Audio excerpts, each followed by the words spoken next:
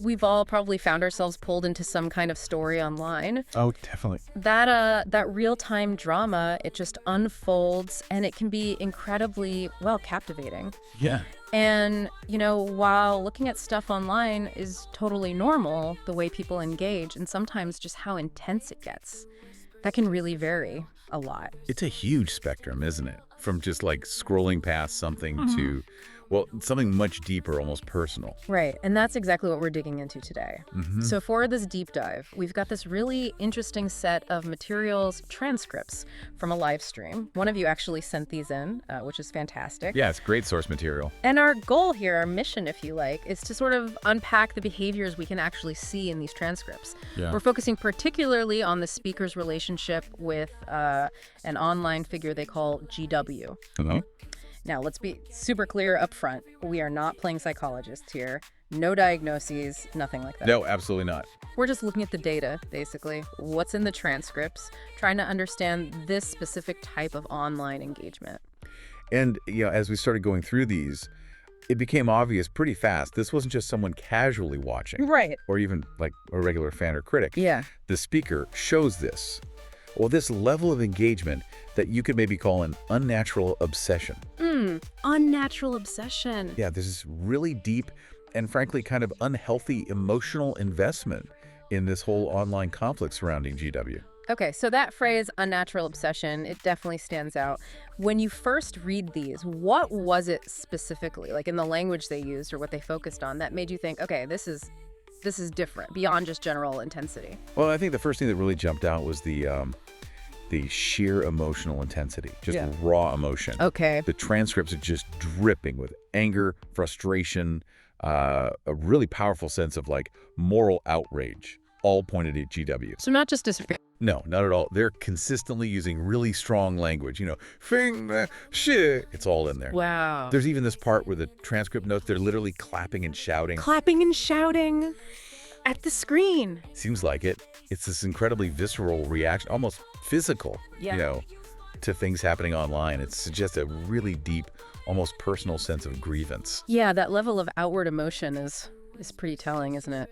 Okay, so beyond the raw emotion, was there anything about their focus or like the actual topics they kept bringing up that seemed particularly intense? Yes, definitely. There's this undeniable, almost singular focus on GW.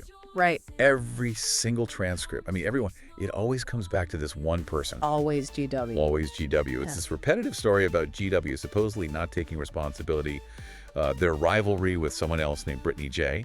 And what the speaker is totally convinced is GW's manipulative behavior. It's almost like this single narrative about GW is the only thing they can talk about, Yeah. It just dominates everything, like an obsessive loop. That kind of relentless focus, that does suggest something more than just being interested.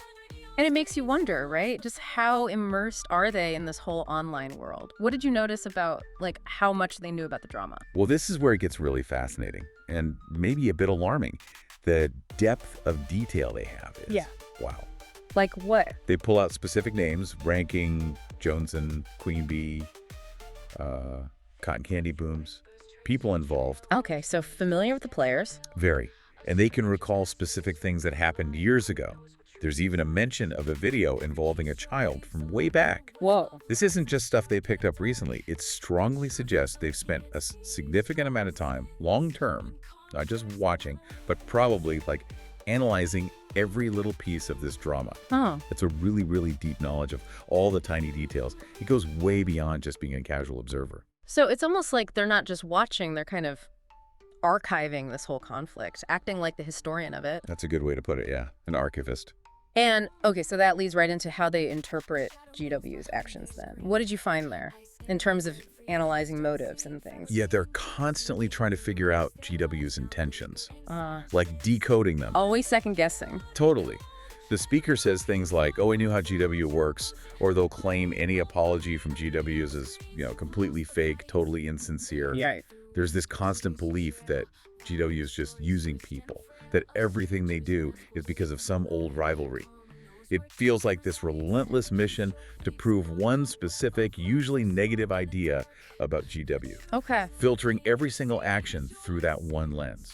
And when you look at that lens, that way of interpreting things, does it connect to any like bigger patterns you saw in how they perceive things generally? Oh, it absolutely does. Yeah. Yeah, if you step back and look at the bigger picture, you start to see this thinking that feels almost conspiratorial, especially in moments that seem, well, kind of paranoid.